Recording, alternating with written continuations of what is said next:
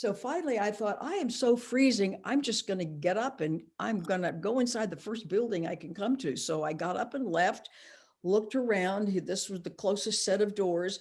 I opened the door, and here's this tall, handsome man standing in a corner all by himself. And I thought, that's Bill Thetford. I was literally driven in by the whole thing was like a big cosmic setup. So I had a chance to talk to him for a few minutes and express my gratitude, but most importantly, I felt a kind of connection like I had never felt with another human being in my life. I was just, and after about 10 minutes, they realized that everybody else is freezing to death. They ended her talk early. The doors opened and the crowd rushed in. So that was the end of that. Well, I drove home kind of in silence. I'm rarely silent. So I didn't know what to say or think about this or whatever. And so I didn't say anything. I just thought, this is really amazing. So I continued on in the summer. My partner, I had finally gotten enough people together to do a little group, not yet a class, but just like 14 people to be in a weekly group. And one of those guys was a Rolfer, a massage therapist. He said, I'm going to Tiburon to do some advanced work. And I thought, I don't know where Tiburon is. And about that time, some unknown person called me and said, did you know Bill Thetford has moved to Tiburon? It's like, what's all this suddenly with Tiburon? And somehow, as those little dots got connected, I could, in the most amazing way, I could hear Bill's voice in my mind say, come out. I thought, I must be in the middle of some sort of an altered state. It's like, I don't hear things in my mind like that, but I thought, this is a very odd non-coincidence that my kind of part, he was a very dear friend and family friend and Jason and I kind of did this together, that he's going to the place where Bill Thetford has just now moved to. Well, so I thought, and Jason said, I'm going out to Tiburon to do some advanced work, which was like, okay. So I thought, well, I will write a letter to Bill via the Foundation for Inner Peace, because how else would I reach him, and not have any idea whether he would ever get it or not. But this would be a letter of introduction for Jason. Now, I did not know at the time that how could I know with 10 minutes of being enchanted by somebody, that he was very, very quiet. He was very much an introvert. He was very private. Did not reveal what was going on with him. How would I know?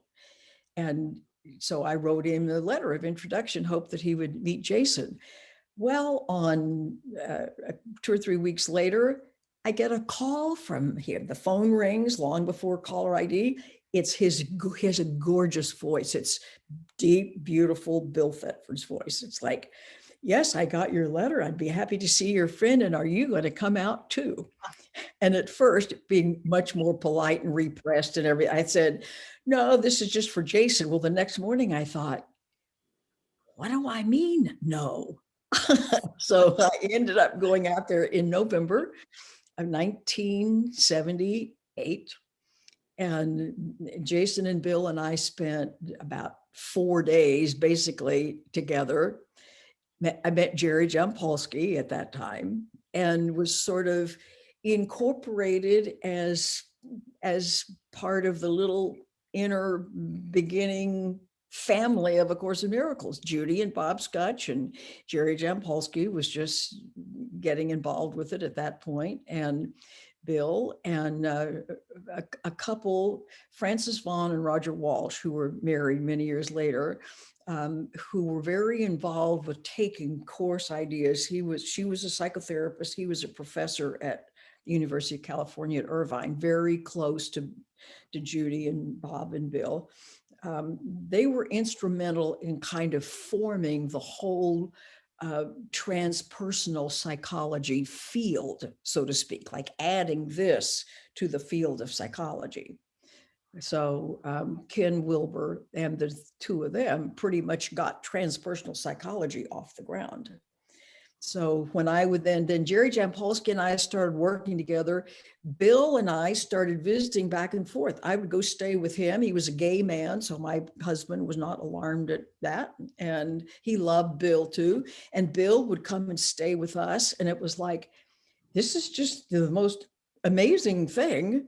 Here's Bill Thetford. He goes, I don't know how you do this. How do you take care of these little boys? They were like, I don't know, 5 and 7 or something at the time. And it's like, well, that's a big nothing. I don't know how you do what you do. It's like taking care of kids is just taking care of kids. But one time when he was there, in one of his visits, the little boys had gone off to school and we were sitting in the kitchen having coffee. And he said, you know, somehow I think we're supposed to do something together.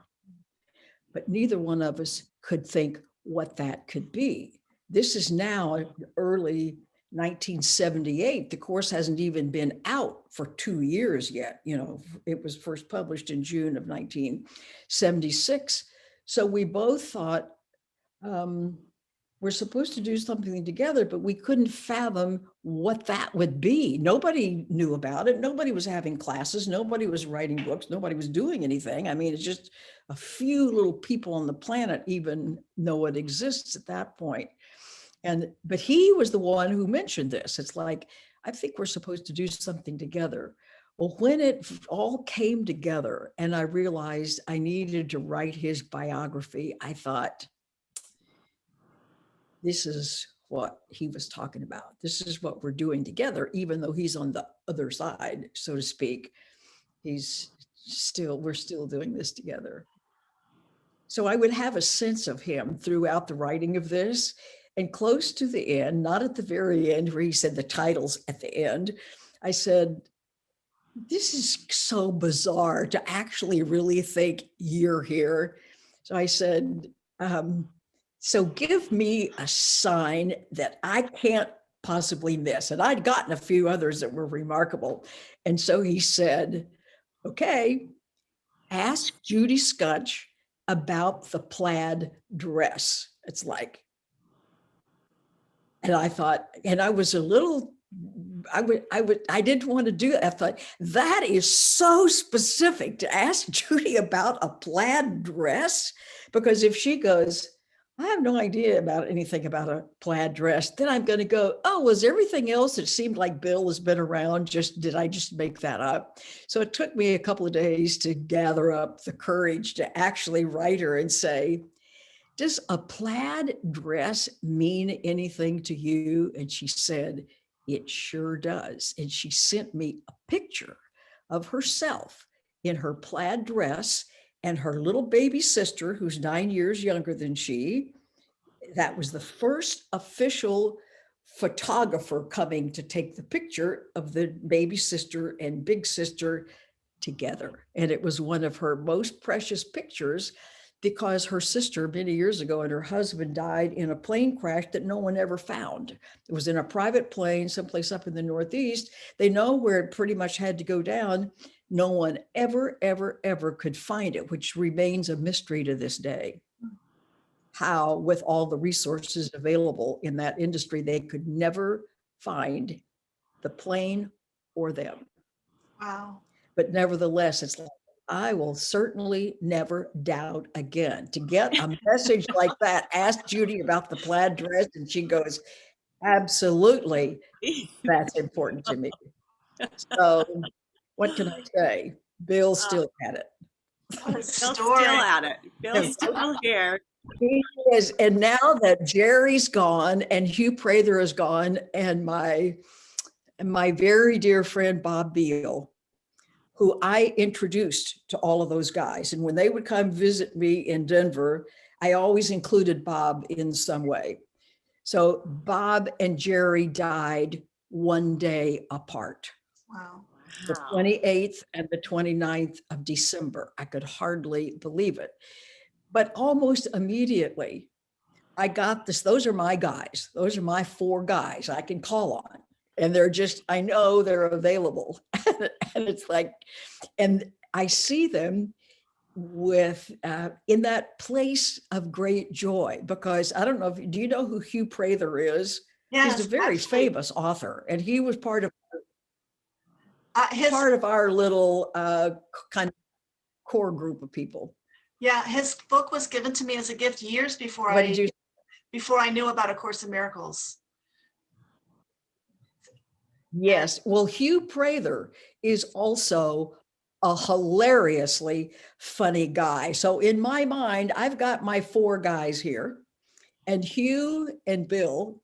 Are, Jerry, Jerry and Bob were fabulous, but they were not hilariously funny. But Hugh and Bill were, and when they were together, you, it was nearly impossible. You just could not stop laughing at the two of them. And one time back in about 1981, Bill came out to Denver. So Bob Beal and his wife and my husband and I and Bill Thetford drove down to Santa Fe, where Hugh and Gail lived, because Bill was a huge opera lover. And we were going to the Santa Fe Opera, which is second only to the Met in New York. So the seven of us spent a long weekend together. I've never laughed so hard in my life. Bill and Hugh never let up. I mean, they were like a constant comedy show through the whole weekend. And so I have that sense in my mind. It's like my guys are here and Hugh and Bill are still cracking everybody up in whatever dimension they're in with their absolutely hilarious sense of humor. So although I'm terribly, terribly sad that Jerry and Bob are gone, it's like they're not gone. They're here. They're count onable.